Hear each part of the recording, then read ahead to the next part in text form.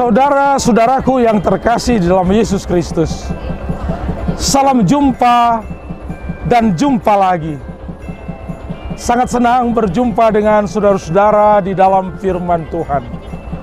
Firman yang menguatkan kita menjalani hari-hari kehidupan kita. Saudara-saudara, kebahagiaan itu datangnya dari Tuhan. Suka, duka, semua kita jalani di dalam Tuhan. Shalom Bapak Ibu, saudara-saudara terkasih dalam nama Tuhan Yesus Kristus. Pada hari ini kita akan mendengarkan sapaan firman Tuhan dalam renungan harian. Untuk itu kita terlebih dahulu berdoa. Kita berdoa. Kami mengucap syukur Tuhan untuk setiap kebaikan Tuhan dalam kehidupan kami. Saat ini Tuhan, kami menyiapkan hati dan pikiran kami untuk pendengaran firman-Mu.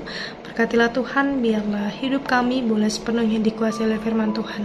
Dalam Kristus Yesus kami berdoa. Amin. Pembacaan firman Tuhan pada hari ini tertulis dalam Markus 5 ayat 28. Beginilah firman Tuhan. Sebab katanya, asal kujamah saja jubahnya, aku akan sembuh. Demikian. Bapak Ibu, saudara-saudara terkasih dalam nama Tuhan Yesus Kristus, percayakah kita bahwa yang namanya mujizat itu benar-benar bisa terjadi dalam kehidupan kita? Dan percayakah kita bila mujizat itu akan terjadi hanya ketika kita benar-benar meyakini bahwa itu akan terjadi?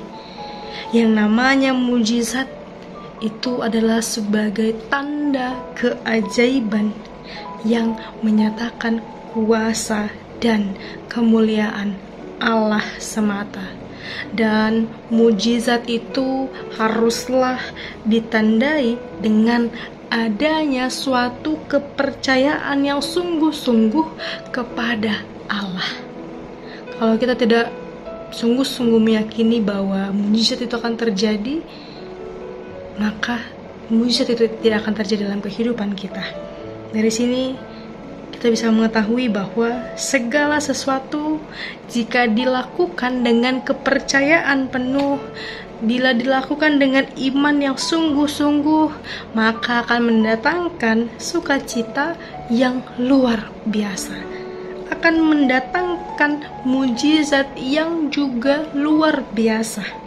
Hal inilah juga yang mendasari sukacita seorang perempuan yang telah lama mengidap penyakit pendarahan selama 12 tahun. Oleh karena iman, hanya oleh karena iman yang diyakininya, ia percaya bahwa ketika perempuan ini menjamah jubah Yesus, maka sembuhlah penyakitnya. Inilah buah iman dari perempuan yang sakit ini. Inilah iman yang sangat luar biasa yang bisa mendatangkan mujizat-mujizat dalam hidupnya.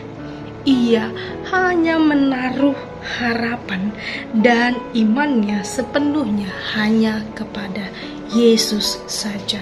Saudara-saudara terkasih dalam Kristus Yesus, dalam hidup ini pun kita harus berlaku seperti yang dilakukan oleh perempuan ini. Kita adalah orang-orang yang memerlukan kuasa Allah untuk membantu kita menjalani kehidupan kita setiap hari. Hanya kepada Allah sajalah kita patut beriman. Hanya kepada Allah sajalah kita patut berharap.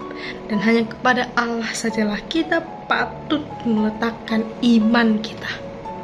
Harapan kita hanya kepada Tuhan Allah saja. Berharap itu tidak salah, tapi lihat dulu kepada siapa kita berharap, sehingga kita haruslah menaruh harapan yang tepat kepada pribadi yang tepat. Saya ulangi, kita harus menaruh harapan yang tepat kepada pribadi yang tepat. Pribadi yang tepat hanya ada dalam diri Kristus Yesus. Maka dari itu saudara-saudara berharap penuhlah hanya kepada Yesus Kristus saja. Karena ketika kita meletakkan harapan kita sepenuhnya dalam tangan pengasihannya, itu artinya hanya ialah satu-satunya sumber pengharapan dalam hidup kita. Maka taruhlah harapan kita, taruhlah iman kita, karena ialah yang paling tahu apa yang kita butuhkan dalam hidup ini. Amin. Kita berdoa. Terima kasih Tuhan untuk firman-Mu yang semakin mengajari kami untuk boleh menaruh harapan kami yang tepat kepada pribadi yang tepat, yaitu hanya melalui Engkau Tuhan kami Yesus Kristus. Biarlah Tuhan setiap harinya kami boleh semakin dikuatkan untuk menjalani kehidupan ini dengan seturut kehendak Tuhan dan hanya dengan pertolongan tangan Tuhan. Kami serahkan Tuhan hidup kami dalam tangan pengasihan Tuhan. Dalam Kristus Yesus kami berdoa. Amin.